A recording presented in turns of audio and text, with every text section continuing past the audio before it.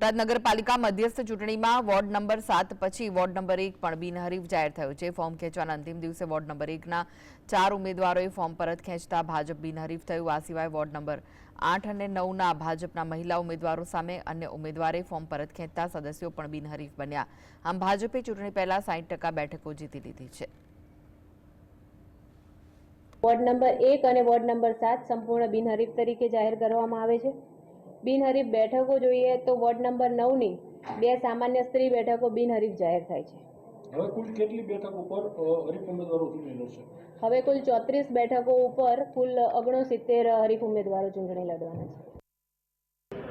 બોટાદ નગરપાલિકાની મધ્યસ્થ ચૂંટણી 2025ની આજે ઉમેદવારોના ફોર્મ ખેંચવાની જ્યારે આજે તારીખ હતી 11 વાગ્યાથી 3 વાગ્યા સુધીનો સમય હતો, ત્યારે આજે